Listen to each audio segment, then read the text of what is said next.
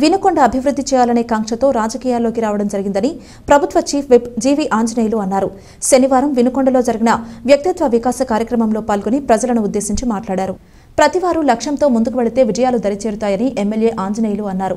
ఈ కార్యక్రమంలో పార్టీ నాయకులు, కార్యకర్తలతో పాటు వ్యక్తిత్వ వికాస నిర్వాహకులు పాల్గొన్నారు.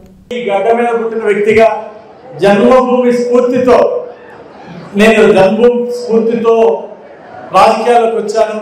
మన ప్రాంతాన్ని అభివృద్ధి చేయాలి, మన ప్రాంతంలో సేవ చేయాలని ఒకే ఒక లక్ష్యంతో 17 రాష్ట్రాల్లో నాకు బిజినెస్ ఉంది.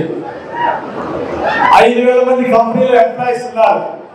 వాళ్ళందరికంటే ముందు నా జన్మభూమి రుణం తీసుకుందామని ఈరోజు ఈ గడ్డ మీద ఉన్నాను, మీకోసం ఉన్నానని నేను గుర్తు చేస్తున్నా.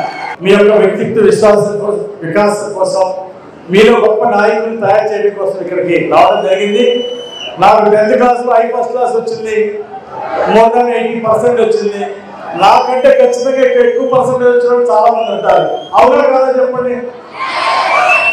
కాబట్టి అన్ని విధాల మీ చదువుకి కొన్ని విలువలు జోడించుకుంటే, మీ చదువుకి కొన్ని ఉన్నత ఆశయాలు జోడించుకుంటే, మీకున్న లక్షణాలకి కొంచెం మంచి గుణాలని, సత్ప్రవర్తన మీరు యాడ్ చేసుకుంటే, ఈరోజు ప్రదీప్ గారు చెప్పిన విషయాన్ని మీరు జీవితంలో అమలు చేస్తే, ఈ రోజు నుండి అమలు చేస్తే మీకు లైఫ్లో తిరుగులేదు, ఎదురు లేదు.